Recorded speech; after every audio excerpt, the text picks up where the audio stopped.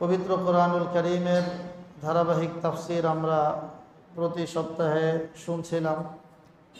আমাদের আলোচনা চলছে সূরা আল বাকারা সম্পর্কে।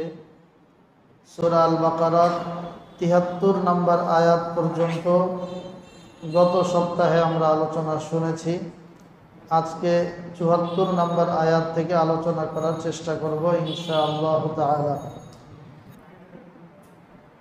তো আজকে আমরা যেখান থেকে আলোচনা করছি, আল্লাহ রাব্বুল আলামিন বলেন, সুম্মা কাসাত কুলুবুকুম মিন বাদি যালিকা ফাহিয়া কাল হিজারাতি আও আশাদ্দু কাসওয়া। গত সপ্তাহে আমাদের আলোচনা ছিল সূরা আল বাকারাকে সূরা আল বাকারা কেন বলা হয় এ সম্পর্কে আমরা আলোচনা করেছিলাম।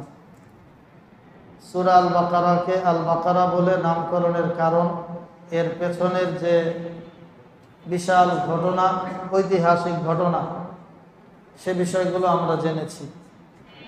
তো সেখানে কয়েকটি বিষয় আমাদের জন্য শিক্ষণীয় ছিল। এক নম্বর বিষয় ছিল লোভ না করা। মনে আছে আপনাদের? কি না করা? লোভ না করা। ২ নম্বর, লোভ করতে গেলে শয়তানের প্ররোচনায় পড়ে যেতে হয়। এজন্য শয়তানের প্ররোচনা থেকে নিজেকে বাঁচিয়ে রাখা। বাংলায় একটা কথা আছে, লোভে পাপ, পাপে মৃত্যু। তো আমরা যেই ঘটনা শুনেছিলাম সেটার পরিণতি এটাই, যে চাচাতো বোনকে পাওয়ার জন্য এবং চাচার সম্পত্তি পাওয়ার জন্য লোভ করে, লোভকে নিয়ন্ত্রণ করতে না পারায় শয়তানের প্ররোচনায় প্ররোচিত হয়ে হত্যাকাণ্ডের সাথে জড়িত হয়ে সেই লোভী ব্যক্তি কোনো সম্পদই ভোগ করতে পারে নাই, বরং তাকেও দুনিয়া থেকে তার ধারণার সময়ের পূর্বে বিদায় নিতে হয়েছে।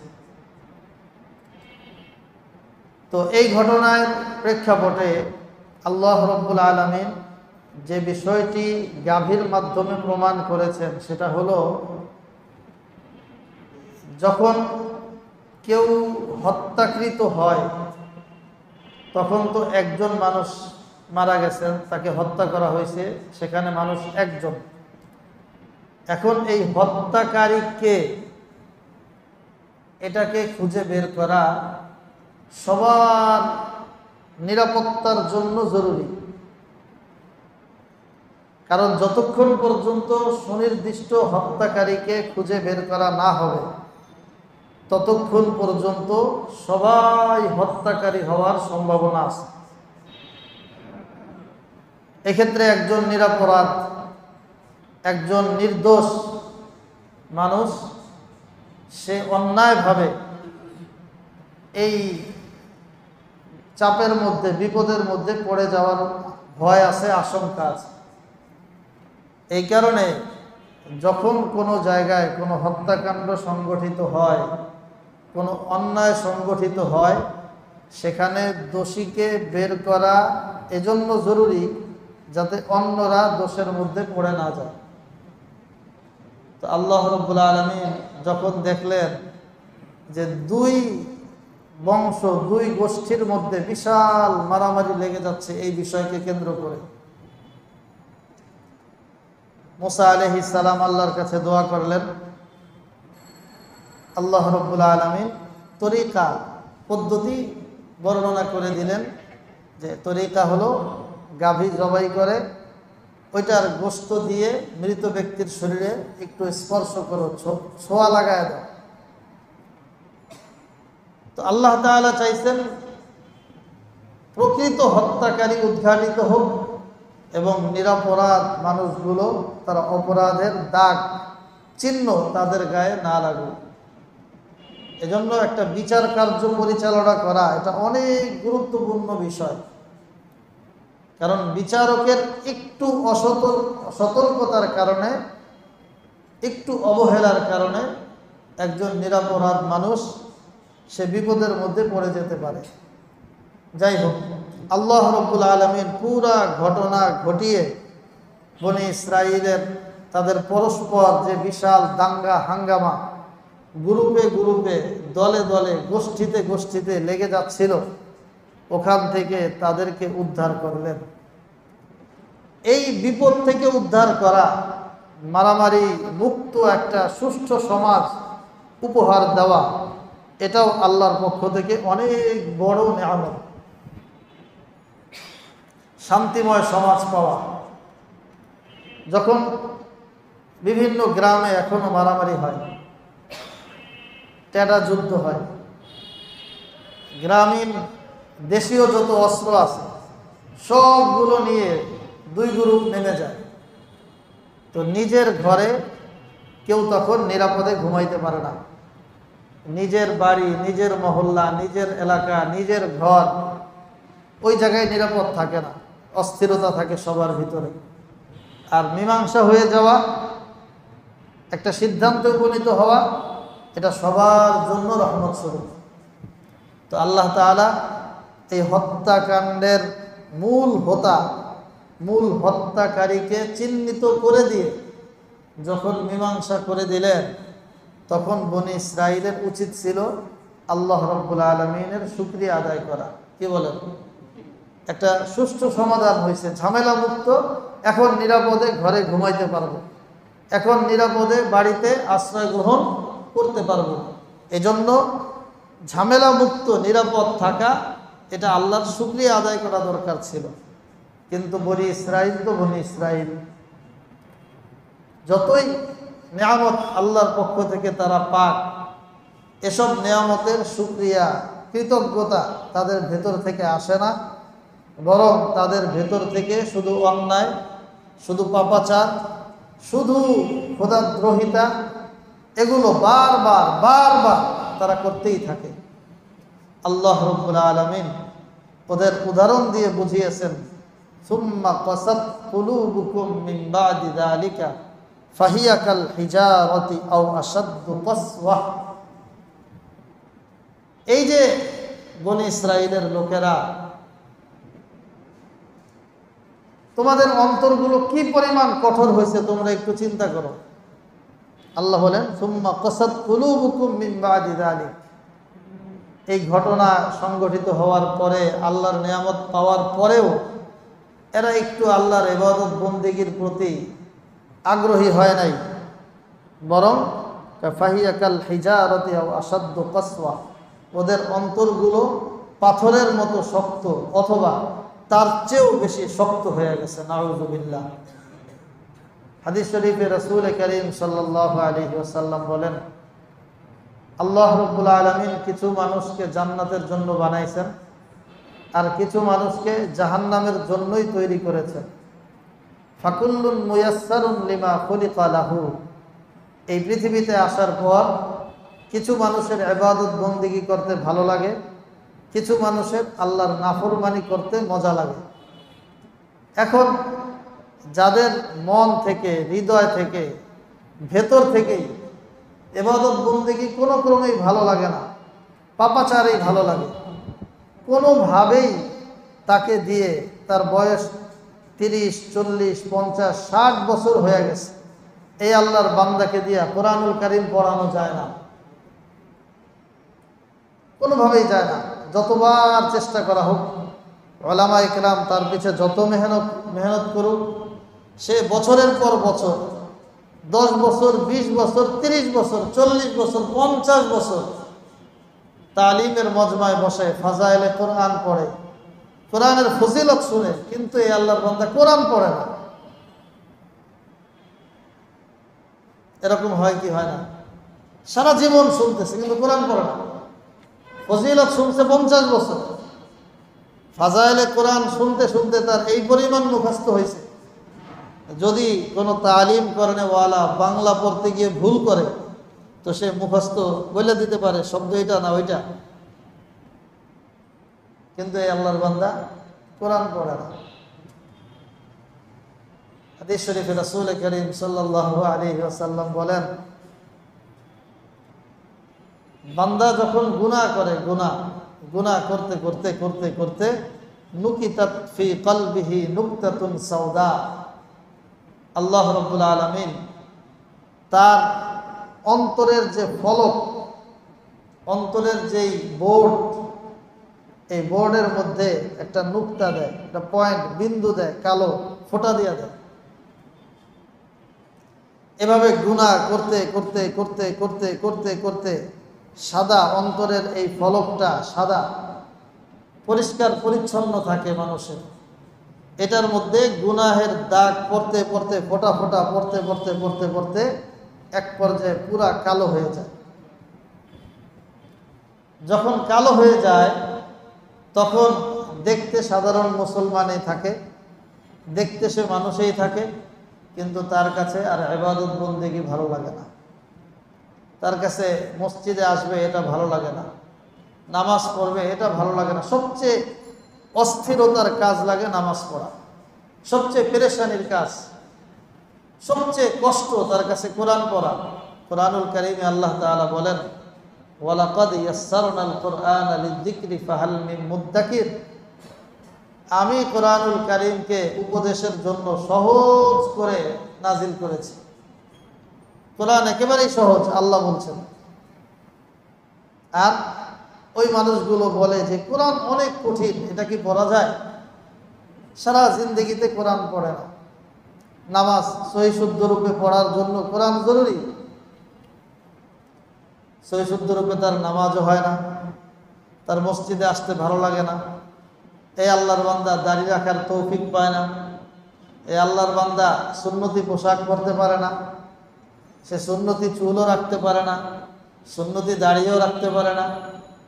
বিভিন্ন সমস্যা তার জীবনে লেগে থাকে। কারণ নবী বলেন, নুকিতাত ফি কলবিহি নুকতাতুন সাউদা। তার অন্তরটায় তো গুনাহের দাগ পড়তে পড়তে পড়তে পড়তে পুরোটাই কালো হয়ে গেছে। কালো হয়ে আল্লাহ তাআলা বলেন, সুম্মা কাসাত কুলুবুকুম মিন বাদি যালিক ফাহিয়া কাল হিজারাতি আও আশাদ্দু কসওয়া। এটা পাথরের মতো শক্ত হয়ে গেছে। এরপর আল্লাহ রাব্বুল আলামিন বলেন, আরে পাথরের তো উদাহরণ দিলাম, পাথরও তো মাঝে মাঝে নরম হয়। পাথরও মাঝে মাঝে কি হয়? নরম হয়। কিন্তু কিছু অন্তর এমন আছে এটা কখনো নরম হয় না। এরপরে পাথরের তিনটা উদাহরণ কোরআনুল কারীমে আল্লাহ দিয়েছেন। ওয়া ইন্না মিনাল হিজারাতি লামা ইয়াতাফাজ্জারু মিনহুল আনহার। আল্লাহ বলেন, কিছু পাথর এমন আছে যেখান থেকে ঝর্ণা প্রবাহিত হয়, ঝর্ণার মতো পানি প্রবাহিত হতে থাকে, পানি আসতেই থাকে। তাফসীর হিদায়াতুল কোরআনের মধ্যে আল্লামা সাঈদ আহমদ পালনপুরি আলাইহির রহমা এর উদাহরণ দিয়েছেন আল হাজারুল আসওয়াদ, হজরে আসওয়াদ। হজরে আসওয়াদ যেই পাথর, এই পাথরের পাদদেশ থেকেই মা ও জমজম, জমজমের পানি এটা প্রবাহিত হচ্ছে। সেই যেদিন থেকে শুরু, সেদিন থেকে কিয়ামত পর্যন্ত অসংখ্য অগণিত পরিমাণ পানি এই পাথরের ঝর্ণা থেকেই আল্লাহ রাব্বুল আলামিন প্রবাহিত করে গোটা পৃথিবীর মানুষকে উপকৃত করছে। দক্ষিণ আফ্রিকার সাবেরি নামক একটা ঝর্ণা আছে বিখ্যাত, সেটাও একটা পাথর থেকে সুস্পষ্টভাবে দেখা যায়, পাথরের ভেতর থেকে পানি বের হচ্ছে। তো আল্লাহ বলেন যে পাথরের উদাহরণ দিলাম, পাথর শক্ত, পাথরও মাঝে মাঝে নরম হয়। ওয়া ইন্না মিনাল হিজারাতি লামা ইয়াতাফাজ্জারু মিনহুল আনহার ওয়া ইন্না মিনহা লামা ইয়াশাক্কাকু ফায়াখরুজু মিনহুল মা। আবার কিছু পাথর এমন আছে যেটা ফেটে যায়, বিদীর্ণ হয় এবং সেখান থেকে পানি বের হয়। যেই পাথরের কথা আমরা এই সূরার মধ্যেই পড়েছি।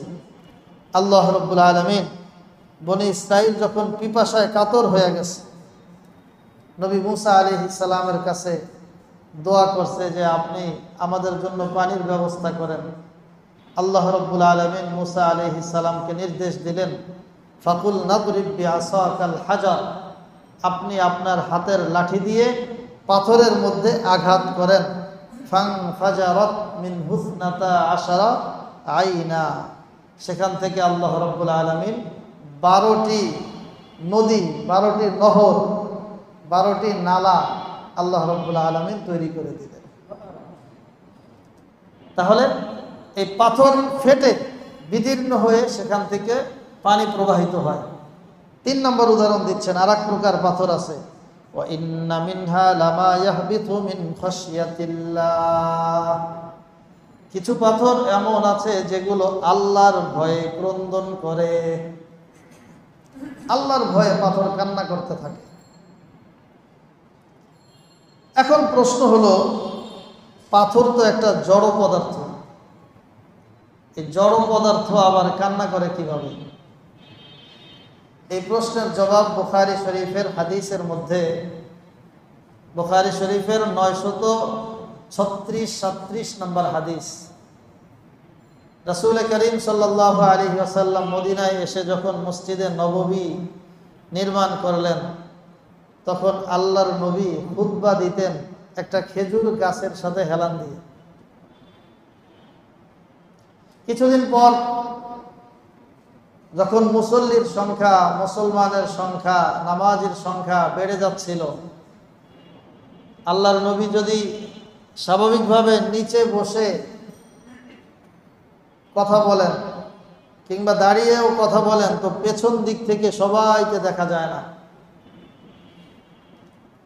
তো আল্লাহর নবী শুরু ভাগে যে খেজুর গাছটার সাথে হেলান দিয়ে খুতবা দিতেন, প্রয়োজন অনুভব করলেন যে এখন একটু উঁচু হয়ে খুতবা দেওয়া দরকার, যাতে পেছন থেকে মানুষগুলো নবীকে দেখতে পারে, নবীর কথা শুনতে পারে। রাসূল করিম সাল্লাল্লাহু আলাইহি ওয়াসাল্লাম, একজন আনসারী মহিলা, তার ছেলে ছিল কাঠ মিস্ত্রি, তাকে বললেন যে তোমার ছেলেকে বলো আমি যাতে উপরে দাঁড়াইতে পারি এরকম একটা মিম্বর যাতে সে বানায় দেয়। তো এই আনসারী যুবক সাহাবী সে আল্লাহর নবীর জন্য মিম্বর বানায় দিলেন। আল্লাহর নবী এখন মিম্বরে দাঁড়িয়ে যখন খুতবা দিতে আরম্ভ করলেন, সাথে সাথে ওই খেজুর গাছের থেকে বাচ্চাদের গমগানির আওয়াজের মতো আওয়াজ পুরা মসজিদের মধ্যে ছেয়ে গেল। সবাই আওয়াজ শুনতে লাগলো। হঠাৎ করে একটা ক্রন্দনের আওয়াজ কোত্থেকে আসছে? তো গাছও তো জড় পদার্থ, তাই না? গাছ কি জড় পদার্থ, এটার থেকে তো আওয়াজ বের হওয়ার কথা না। রাসূল করিম সাল্লাল্লাহু আলাইহি ওয়াসাল্লাম যখন আওয়াজ শুনলেন, নবী বুঝে ফেললেন ঘটনা কোন জায়গায়। আল্লাহর নবী মেম্বর থেকে নেমে খেজুর গাছের উপরে হাত বুলিয়ে দিয়ে, যেভাবে বাচ্চার মাথায় হাত বুলিয়ে আদর করা হয়, খেজুর গাছের শরীরকে এভাবে বুলিয়ে যখন আদর করেছেন, খেজুর গাছের কান্না থেমে গেছে। আল্লাহর নবী বলছেন, এই স্মৃতি বিজড়িত খেজুর গাছ, এটা যে কান্না করছে, এটাকে মাহরুম করা যাবে না, আমার পরশ থেকে ওকে বঞ্চিত করা যাবে না। এই গাছটাকে কেটে আমার মেম্বরের নিচে এটাকে দাফন করো, যাতে সব সময় আমি মেম্বরে দাঁড়াইলে এটার সাথে আমার একটা সংস্পর্শ সব সময়ের জন্য তৈরি হয়ে যায়। তাহলে এটা বুখারী শরীফের হাদিস। যারা প্রশ্ন উত্থাপন করে তারা বুখারীর হাদিস পাইলে আর প্রশ্ন করে না। যাদের ভিতরে কিছুটা বক্রতা আছে তাদের ঔষধ হইল বুখারী শরীফ। তাহলে সেই বুখারী শরীফে হাদিস দ্বারা প্রমাণিত যে গাছও ক্রন্দন করে, সুতরাং পাথর যদি ক্রন্দন করে এটা প্রশ্ন উত্থাপিত হওয়া এটা তেমন যুক্তিসঙ্গত না। কোরআনুল কারীমে আরও অনেক ক্রন্দনের ঘটনা এসেছে। যে সমস্ত বস্তু আমরা দেখি আওয়াজ করতে পারে না, সেটাও আওয়াজ করবে, এটার প্রমাণ কোরআনুল কারীমের মধ্যে আছে। আল্লাহ রাব্বুল আলামিন বলেন, وقالوا لجلودهم لما شهدتم علينا قالوا أنطقنا الله الذي أنطق كل شيء।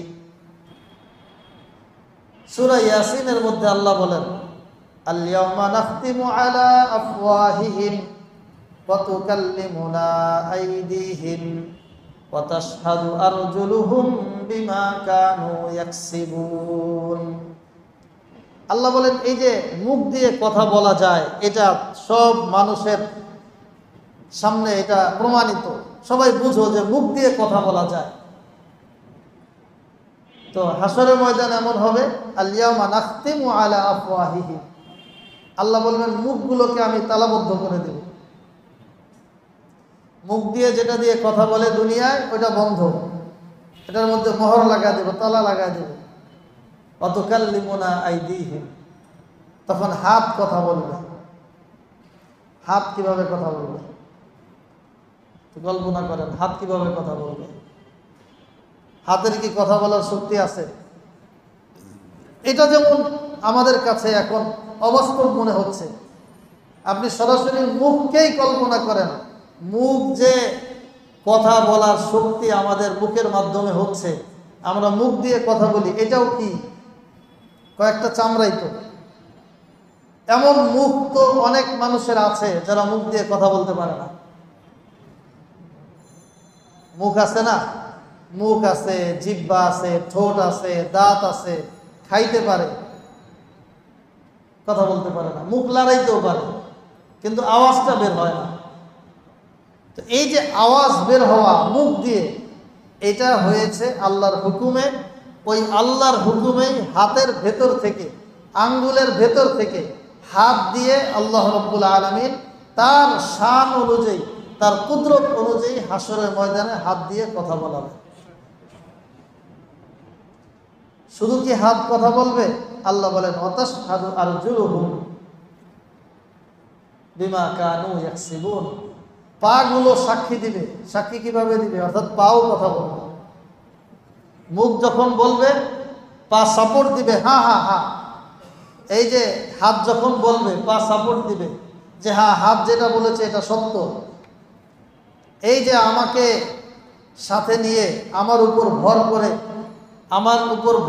করে করে করে করে করে সে অমুক জায়গায় গিয়ে একটা ভুয়া দলিলে সাইন দিয়ে অমুকের সম্পদটা গ্রাস করেছে। হাত বলবে, এই হাত দিয়ে, এই কলম দিয়ে কতগুলো অবৈধ স্বাক্ষর হয়েছে, অন্যায়ভাবে কি পরিমাণ কালো টাকা সাদা করা হয়েছে, এই সবগুলো হাত বলে দিবে। ওয়াকালু লিজুলুদিহিম লিমা শাহিদতুম আলাইনা, শুধু হাত বলবে আর পা বলবে এমন না, চামড়া কথা বলা শুরু করবে। তখন আপনি আমি চামড়াকে বলবো ওয়াকালু লিজুলুদিহিম লিমা শাহিদতুম আলাইনা, আরে চামড়ারা তোমরা কিভাবে কথা বলছো, আর আমার বিপক্ষে কেনই বা তুমি কথা বলছো, কিভাবে কথা বলছো? তো চামড়া এবার জবাব দিবে ক্বালু আনতাকানাল্লাহুল্লাযী আনতাকা কুল্লা শাই, আল্লাহ রাব্বুল আলামিন আজকে আমাকে কথা বলার যোগ্যতা, শক্তি এই চামড়ার মধ্যে আল্লাহ রাব্বুল আলামিন তৈরি করে দিয়েছে। এজন্য আমাদের চোখে জড় পদার্থ দেখলেই সেটা অনুভূতি থাকবে না, বিষয়টা এমন না। কুরআনুল কারীমে এরকম আরো অনেক উদাহরণ আছে যে জড় পদার্থের ভেতর থেকেও অনুভূতিমূলক আওয়াজ, ইবাদত, বন্দেগী এগুলো প্রকাশিত হয়। কুরআনুল কারীমে আল্লাহ রাব্বুল আলামিন বলেন তুসাব্বিহু লাহুস সামাওয়াতুস সাব'উ ওয়াল আরদু ওয়া মান ফীহিন, সপ্ত আকাশ এবং জমিন সমূহ সবাই আল্লাহ রাব্বুল আলামিনের তাসবিহ পাঠ করে। এই সপ্ত আকাশ জমিন বলে, এরপরে আরো ব্যাখ্যা করে বলেন ওয়া ইম মিন শাইইন ইল্লা ইউসাব্বিহু বিহামদিহি ওয়ালাকিন লা তাফকাহুনা তাসবিহাহু, যা কিছু বস্তু আছে কুল কায়নাতের মধ্যে সব কিছু আল্লাহ রাব্বুল আলামিনের তাসবিহ পাঠ করে, কিন্তু তোমরা মানুষরা সবার তাসবিহ তোমরা বুঝো না। যিনি বানিয়েছেন রব্বুল আলামিন তিনি বুঝেন। এজন্য কোরআনুল কারীমে আল্লাহ রাব্বুল আলামিন আমাদেরকে যে বললেন যে পাথরও তিন প্রকার, একটা থেকে ঝর্ণা বের হয়, আর একটা থেকে নদী নালা প্রবাহিত হয়ে যায়, আর একটা পাথর আল্লাহর ভয়ে বিদীর্ণ হয়ে ক্রন্দন করতে থাকে। আল্লাহ বলছেন ওদের অন্তরগুলো এই পাথরের মতো ক্রন্দন করে, ঝর্ণা বের হয়, পানি বের হয়, এই পরিমাণ নরম না, আও অসাধ্য কসবা, এর চেয়েও বেশি কঠোর হয়ে গেছে। মুহাদ্দিসিনে কেরাম, মুফাসসিরিনে কেরাম লিখেছেন পাথরের চেয়েও বেশি শক্ত। এটার উদাহরণ হইল লোহা। এটার থেকে পানি বের হয় না, এটার থেকে ঝর্ণা বের হয় না, এটার থেকে নহর বের হয় না। আল্লাহ বলেন এই পাপীদের অন্তরগুলো লোহার মতো শক্ত হয়ে গেছে। আল্লাহ রাব্বুল আলামিন এরপরে ওদের এই চিত্র বলার পর বলছেন ওয়াল্লাহু বিগাফিলিন আম্মা তা'মালুন। ও এই যুগের বনি ইসরাঈলের উত্তরসূরিরা, তাদের চরিত্র তো এটা ছিল। নবী মূসার যুগে যেই বনি ইসরাঈল ছিল ওদের চরিত্র তো এত কঠোর ছিল, কিন্তু তোমরা যারা আমার নবীর যুগে আসো, নবী মুহাম্মদুর রাসূলুল্লাহ সাল্লাল্লাহু আলাইহি ওয়াসাল্লামকে পাওয়ার পরেও তোমরা যারা নবীকে না মেনে সেই তোমাদের পূর্বসূরীদের মতো আচার ব্যবহার করছো, ওয়াল্লাহু বিগাফিলিন আম্মা তা'মালুন, তোমাদের কৃতকর্ম সম্পর্কেও আল্লাহ রাব্বুল আলামিন বেখবর নন, আল্লাহ গাফেল নন। আল্লাহ তোমাদের কাজগুলো দেখছেন। ওদেরকে যেমন মাঝে মাঝে শাস্তি দিছে, আবার ওদেরকে নেয়ামত দিছে, আবার কখনো শাস্তি, আবার কখনো নেয়ামত। আল্লাহ সতর্ক করছেন তোমাদের উপরেও শাস্তি আসতে পারে। এরপর বলেন আফাতাতমাউনা আইয়ুমিনু লাকুম ওয়াকাদ কানা ফারীকুম মিনহুম ইয়াসমাউনা কালামাল্লাহ সুম্মা ইউহাররিফুনাহু মিন বাদি মা আকালুহু ওয়া হুম ইয়ালামুন। আল্লাহ রাব্বুল আলামিন নবীকে একটু সান্ত্বনা দিয়ে বলেন, আপনি কি ভাবছেন যে এই ইহুদিগুলি আপনার উপরে ঈমান আনবে, আপনার কথা মানবে, আপনার কথা শুনবে? আফাতাতমাউনা আইয়ুমিনু লাকুম, আপনার কি এটা মনে হয়? অথচ ওরা এতটা দুষ্ট, ওরা ওই জাত। মানুষ যখন কেউ অন্যায় করে তখন বলে না এটা তো ওই জাতের লোক, ও তো এমনই করবে, তার রক্ত তো ওইটাই, এরকম বলে তো নাকি? কেউ বীর সিপাহ সালার হইলে ওইটাও বলে যে বাঘের বাচ্চা বাঘ, বাপ কা বেটা সিপাহী কা ঘোড়া, এরকম বলে। তো আল্লাহ রাব্বুল আলামিন ওইরকম একটা ধাক্কা দিয়ে নবীকে বলছেন আফাতাতমাউনা আইয়ুমিনু লাকুম, আপনি কি ভাবছেন এই দুষ্টগুলো আপনার উপরে ঈমান আনবে?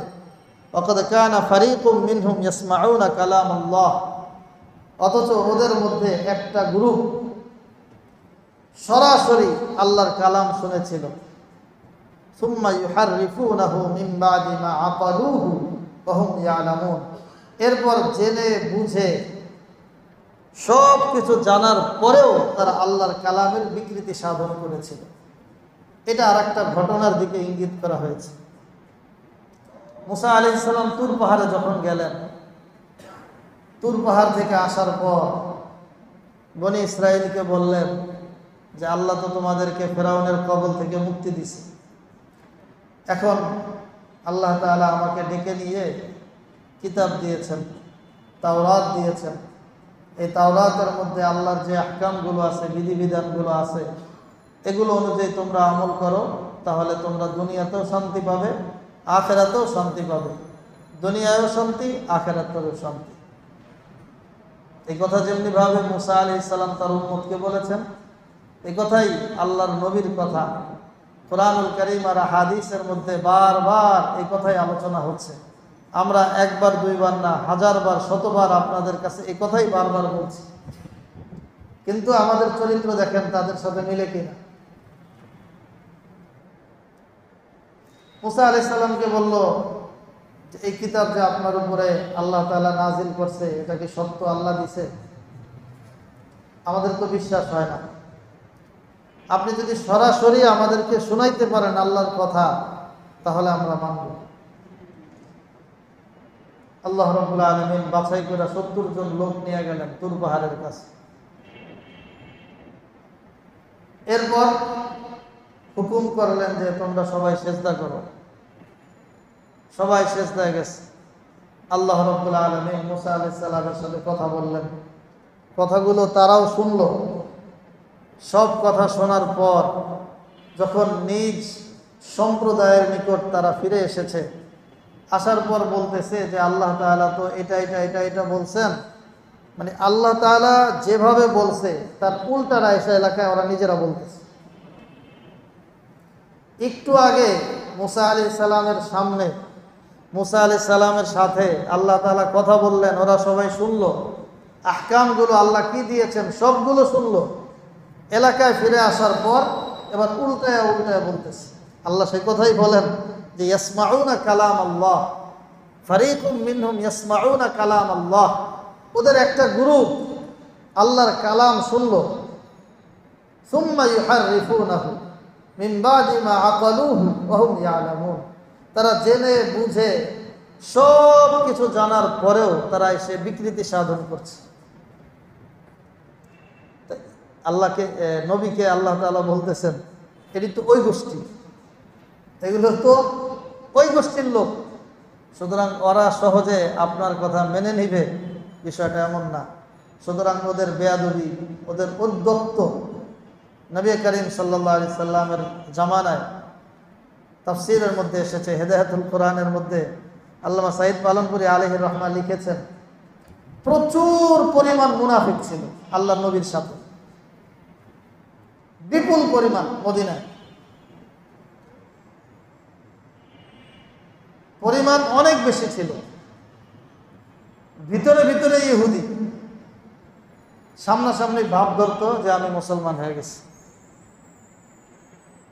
আবার নবীর মজলিসে সব কথা শুনতো, শুনে শুনে শুনে শুনে আমলের নিয়ত নাই, নিয়ত হইল গ্যাঞ্জামের নিয়ত, পিছনে গিয়ে আবার গ্যাঞ্জাম লাগাই। আচ্ছা, এবার আপনারা একটু কল্পনা করেন তো, যদি নবীর সামনে, নবীর যুগে এই পরিস্থিতি হয় মুসল্লিদের, এই যুগের পরিস্থিতি তার চেয়ে তো অনেক গুণ ভালো হবে, তাই না? কি বলেন? ভালো হবে না?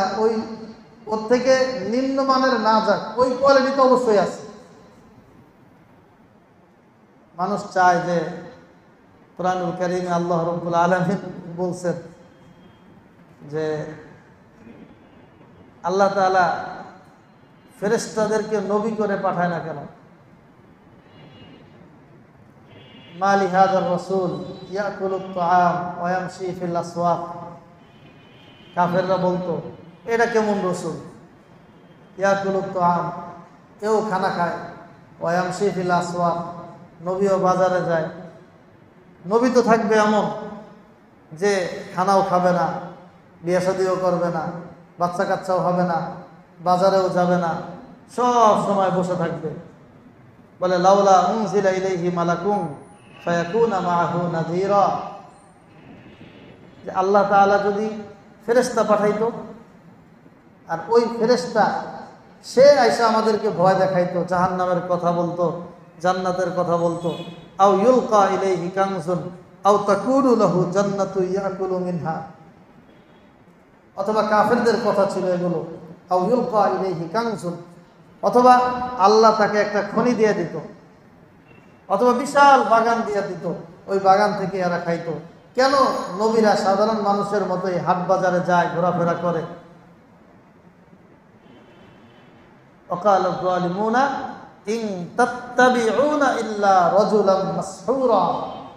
আল্লাহ বলেন ওই জালেমগুলো, ওই পাপীগুলো, ওই মুশরিকগুলো, ওই বেঈমানগুলো, তারা বলতো মুমিনদেরকে ইন তাত্তাবিউনা ইল্লা রাজুলাম মাসহুরা, আরে তোরা তো একজন পাগলের পিছনে ছুটছিস, তোরা তো একজন জাদুকরের পিছনে ঘুরতেছিস, এরা তো সাধারণ মানুষ না। আল্লাহ বলেন উনজুর কাইফা দরাবু লাকাল আমসাল ফাদাল্লু ফালা ইস্তাতিউনা সাবিলা। ইয়া রাসূলুল্লাহ, আপনি একটু তাকান ওদের দিকে, কাইফা দরাবু লাকাল আমসাল, এরা আপনার শানে কি বেয়াদবিমূলক কথা বলে। এই কথাগুলো আল্লাহ তাআলা আবার নবীরে দেখায় দেয়, উনজুর কাইফা দরাবু লাকাল আমসাল। এই দুষ্টগুলো আপনাকে কিসের সাথে তুলনা করে? পাগল বলে, আপনাকে জাদুকর বলে, কত কিছুই না আপনাকে বলে। আল্লাহ বলছেন ওদের ব্যাপারে আমার সিদ্ধান্ত শুনেন, ফাদল্লু, ওরা সব পথভ্রষ্ট হয়ে গেছে, ফালা ইস্তাতিউনা সাবিলা, ওরা কখনো সরল সঠিক পথ, হেদায়েতের পথ এরা কখনো খুঁজে পাবে না। আচ্ছা, এবার একটু কল্পনা করেন, যদি নবীর শানে এই কথাগুলো বলতে পারে, তাহলে নবীর ওয়ারিস আমরা যারা নবীর জায়গায় প্রতিনিধিত্ব করি, নবী আমাদেরকে তার ওয়ারিস বানায় এইসব জায়গায় রেখে গেছেন, আমাদের ব্যাপারে এইগুলো যদি কেউ বলে, এটা কি নতুন কোনো কথা, অবাস্তব কথা হবে? এটা তো পুরান কথাই, চর্বিত চর্ব। প্রকৃত মুমিন যারা, তারা ওই যুগেও আল্লাহর নবীর শানে ওই দুষ্টরা যা বলতো এটাকে বিশ্বাস করতো না। তারা তো নবীর সোহবতে গিয়ে নবীকে চিনছে। ঠিক এই যুগেও যারা হক্কানি ওলামা ইকরামের সোহবতে যায়, তারা বুঝে ওলামা ইকরাম কতটা আপন, উম্মার জন্য কতটা ফিকিরমান, উম্মার জন্য কতটা দরদি, এটা তারা বুঝে। কিন্তু যারা কাছাকাছি যায় না, তারা ওই আগের সুরে এই যুগেও বলে, এদেরকে আমরা আমাদের ভাষায় বলি নাস্তিক, মুরতাদ আর বেঈমান। কথা ঠিক না বেঠিক? এদের বিরুদ্ধাচরণ করা এটা তো কোরআনুল কারীমেরই নির্দেশনা। এজন্য নাস্তিকদের সাথে হকপন্থী মুসলমানদের, ইমানদারদের কখনো আপোষ হইতে পারে না। ওই মুনাফিক গোষ্ঠীর সাথে যারা আল্লাহর নবীর সাথেও নামাজ পড়ে নবীর বিপক্ষে কথা বলতো, এ যুগেও থাকবে, এদের সাথে হকপন্থীদের কখনো মিল হবে না। এরকম একটা শ্রেণী থাকবে, কিয়ামত পর্যন্ত থাকবে। এজন্য নবীর সাহাবা ইকরাম যারা ছিলেন, তারা যেমন এগুলোর পরোয়া করেন নাই, নবীর শানে যখনই কেউ কথা বলছে ওইটা সবর করছেন অথবা প্রতিবাদ করছেন। আমাদেরও একই জিম্মা গেল। তো যাই হোক, আল্লাহ বলছেন, ও নবী, এই তো দুষ্টগুলি, এই মুনাফিকগুলি আপনার সাথে নামাজ পড়ে, ইবাদত বন্দেগী করে, আবার পিছনে পিছনে দুষ্টামি করে। আল্লাহ ওদের চরিত্র পরের আয়াতে আবারও বলছেন, ওয়াইদা লাকুল্লাযীনা আমানু ক্বালু আমান্না। এই দুষ্টগুলো ইমানদারদের মজলিসে যখন বসে, দ্বীনি মজলিসে আসে, মসজিদে যখন আসে, তখন বলে যে আমরা তো আপনাদের মতোই এটা করছি জাতির জন্য, এই দ্বীনের খেদমত করি, ইসলামের জন্য এই অবদান রাখি। সব দেখলে মনে হয় এদের চেয়ে পাক্কা মুসলমান আর কেউ নাই, আমরা আর কি দ্বীনের কাজ করি, এরা এর থেকে 10 গুণ বেশি করে। এদের লেকচার, কথাবার্তা, ভাবসাব এমন। ওয়াইদা খালা বা'দুহুম ইলা বা'দিন ক্বালু আতুহাদ্দিসুনাহুম বিমা ফাতাহাল্লাহু আলাইকুম। আর যখন এই দ্বীনি মজমা থেকে বের হয়ে ওদের আসল জায়গা যেটা, এটা যাদের সম্পর্কে বলা হয়েছে সেটা হলো ইহুদিরা, ওরা যখন পরস্পরে আবার বৈঠকে বসে, তখন ক্বালু আতুহাদ্দিসুনাহুম বিমা ফাতাহাল্লাহু আলাইকুম। যারা একটু দিনদারদের সাথে মিশে, তাদেরকে, ওই লোকগুলো যারা দিনদারদের সাথে কম মিশে, তারা বলে, কিও তোরা কি মুসলমানের কাছে গিয়া আতুহাদ্দিসুনাহুম বিমা ফাতাহাল্লাহু আলাইকুম, তোদের কিতাব তাওরাতের মধ্যে আল্লাহ তাআলা নবীর শানে যেই গুণকীর্তনগুলো করেছেন, নবীর যে প্রশংসামূলক বাক্যগুলো বলেছেন, এগুলো কি তোমরা ওদেরকে বলে দাও? ওদেরকে জিজ্ঞাসা করে। ওরা তো আসলেই বলে।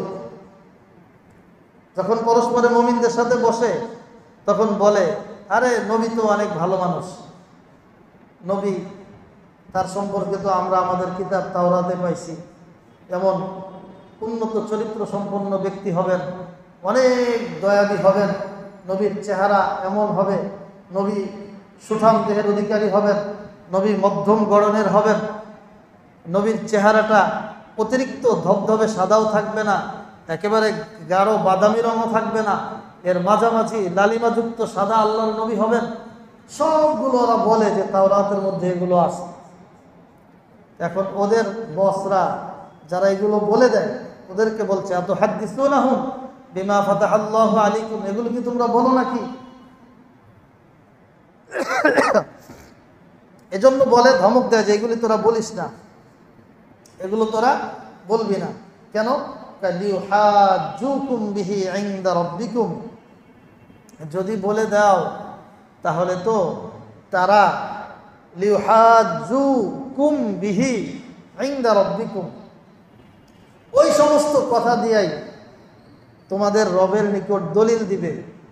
দলিল দিয়ে বলবে আল্লাহ, এই ইহুদিরা ওরা তো জানতো যে শেষ নবীর বৈশিষ্ট্য কি হবে, শেষ নবীর আকার আকৃতি কেমন হবে, শেষ নবীর চরিত্র মাধুর্য কেমন হবে, এগুলো তো ওরাই তো আমাদেরকে বলছে। এই জন্য বলবা না, এই জন্য কি করবা না? বলবা না। বললে তো তোমাদের কথা থেকেই ওরা প্রমাণ দিবে যে ওরা তো জেনে বুঝে অস্বীকার করছে। যদি গোপন রাখো তাহলে আমরা বলতে পারবো যে আসলে আমরা তো নবীরে চিনতাম না, যেই কারণে নবীকে মানি নেই। তাহলে এই যে মুনাফিক যারা, মুনাফিকদের পেছনে আর একটা দুষ্ট গ্রুপ, এরা এটা বলে যে না, তোরা গল্প যে করস গল্পটাও করবি না। আল্লাহ রাব্বুল আলামিন এই আলোচনা করে বলেন আফালা তাকিলুন, যে তোমরা কি ওদের এই চিত্র, ওদের এই চরিত্র, ওদের এই কথোপকথন, এই সব কিছু বুঝার পর তোমরা কি একটু বিবেক খাটাইবা না যে তোমরাও কি এই যুগে এসে সেই তোমাদের পূর্বসূরি দুষ্টগুলোর মতোই থাকবা, নাকি তোমরা আল্লাহর নবীকে পেয়ে একটু ভালো হইবা? ওরা যা করছে করছে সেই যুগে করছে, যখন আমাদের শেষ নবী মুহাম্মদুর রাসূলুল্লাহ পৃথিবীতে ছিল না। আর এই যুগে তোমরা যেটা করো এটা তো আরো বেশি ভয়ঙ্কর। তোমরা কি একটু বিবেক খাটাইবা না যে আমাদের এই কাজটা করা উচিত হয় কিনা? আল্লাহ তাআলা ওদের হালত বর্ণনা করতে গিয়ে আরো বলেন আওয়ালা ইয়ালামুনা আন্নাল্লাহা ইয়ালামু মা ইউসিররুনা ওয়া মা ইউলিনুন। আল্লাহ বলেন ওরা কি এটা বুঝে না যে আন্নাল্লাহা ইয়ালামু মা ইউসিররুনা ওয়া মা ইউলিনুন, তারা যা গোপন করে, তারা যা প্রকাশ করে, আল্লাহ যে সব বুঝেন, এটা কি তারা বুঝে না? এটা কি তারা জানে না? তারা এতটা নির্বোধ। ইয়ালামু খাইনাতাল আয়ুনি ওয়া মা তুখফিস সুদূর। আল্লাহ রাব্বুল আলামিন আমাদের মনের ভিতরের খবর, ইন্নাল্লাহা আলিমুম বিযাতিস সুদূর, মনের ভিতরে, অন্তরের ভিতরে যেটা আছে আল্লাহ তাআলা এটাও জানেন। এটা কি ওদের জানা নাই? ওয়ামিনহুম উম্মিয়ুনা লা ইয়ালামুনাল কিতাবা ইল্লা আমানিয়্যা ওয়া ইনহুম ইল্লা ইয়াযুন্নুন। আল্লাহ বলেন ওদের মধ্যে কিছু মানুষ আছে যে তারা শুধু আশায় বুক বেঁধে আছে, আশায়। লা ইয়ালামুনাল কিতাবা ইল্লা আমানিয়্যা, তাদের কিতাবের ব্যাপারে শুধু ধারণাই আছে যে আমাদেরকে আল্লাহ রাব্বুল আলামিন মাফ করে দিবেন। ওয়া ইনহুম ইল্লা ইয়াযুন্নুন, এই ধারণা, এই আশা নিয়ে বসে আছে। এই চরিত্র এই যুগের আমাদের মুসলমানদের মধ্যে আরো বেশি। দেখবেন একটা বেনামাজিরে ধরবেন, ভাই নামাজ টামাজ পড়েন না, তো পরকালে কি করবেন? আল্লাহ তো দয়াশীল, আল্লাহ মাফ করেই দিব। আল্লাহ তো গফুরুর রাহিম, এটা এই ওয়াজ জানে সে। আল্লাহ গফুরুর রাহিম, আল্লাহ কি করে দিবেন? মাফ করেই দিবেন। তো আর এটা জানা নাই আজকের যে প্রথম আয়াত আমরা পড়লাম হাদিস শরীফে আল্লাহর নবী বলছেন ওর কাছে যে নামাজ পড়ে না আল্লাহ কি ওরে মাফ করবে?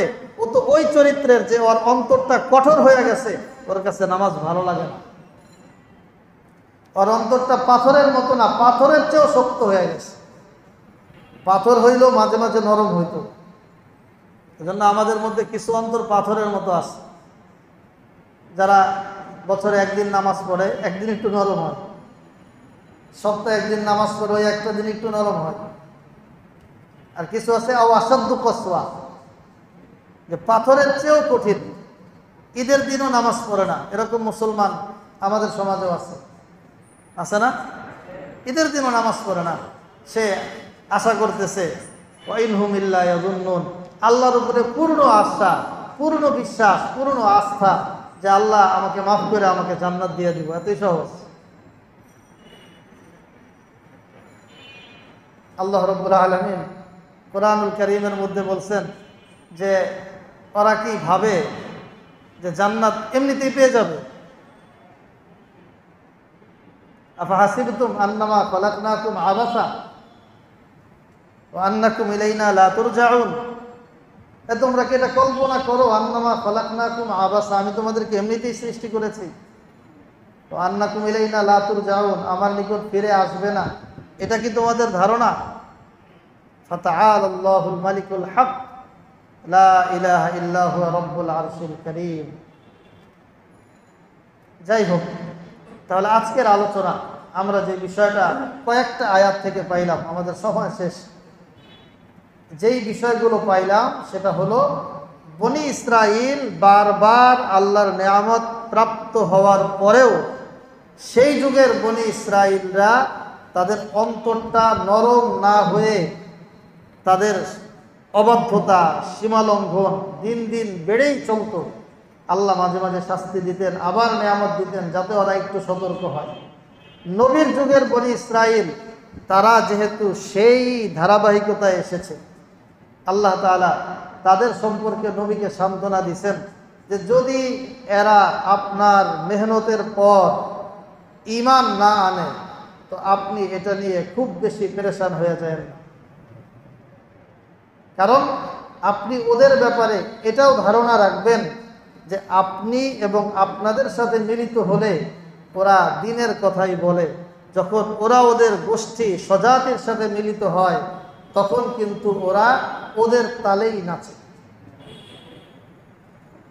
এজন্য মুনাফিক শ্রেণী, এদের ব্যাপারে সতর্ক থাকা মুমিনদের দায়িত্ব।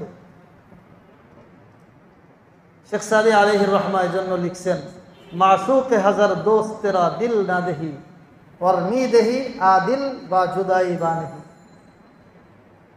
যে মনে করে যে আল্লাহ বৃষ্টি দেয়, মা দুর্গাও ভালো ফল ফসল উৎপন্ন করে, আবার বিভিন্ন জন বিভিন্ন দরবারে, বিভিন্ন মজমায়, বিভিন্ন অনুষ্ঠানে গিয়ে ওই সমস্ত ব্যক্তিদের, ওই সমস্ত ওদের ভাষার প্রভু যারা, তাদের শক্তিমান মনে করে, এরকম লোক আছে না আমাদের দেশে? ওখানে গিয়ে ওইটা বলে, আবার আল্লাহর ঘরে এসে এটা বলে। এই জন্য আল্লাহ তাআলা সতর্ক করছেন যে এরা এই দুষ্ট প্রকৃতির, মুমিনদের সাথে মিললে মুমিনদের মতো, কাফেরদের সাথে মিললে কাফেরদের মতো। সুতরাং ইয়া রাসূলুল্লাহ, আপনি এদের ব্যাপারে সতর্ক থাকবেন, এবং এরা যদি পরিপূর্ণরূপে আপনার কথা মেনে না নেয় তাহলে এটারই আপনি ফালা আল্লাকা বাখিউন নাফসাকা আল্লা ইয়াকুনু মুমিনিন, যে তারা যদি মুমিন না হয় আপনি চিন্তা করতে করতে নিজেকে ধ্বংস করে দিয়েন না। ফাযাক্কির ইন্নামা আনতা মুযাক্কির, আপনি শুধু কোরআন সুন্নাহর কথা বলে যান, আপনার দায়িত্ব হলো উম্মতকে বলে যাওয়া। লাস্তা আলাইহিম বিমুসাইতির, তাদেরকে জোর করে চাপায়া ইসলাম মানানো এটা আপনার দায়িত্ব না। এজন্য এ যুগেও আমরা এটা আমাদের মুসলমান ভাইদের কাছে আমাদের একই কথা, কোরআনের কথা, সুন্নাহর কথা, দ্বীনের কথা, তাফসীরের কথা আমাদের ভাইদের নিকট, মুসল্লিদের নিকট, মায়েদের নিকট, বোনেদের নিকট পৌঁছানো আমাদের দায়িত্ব।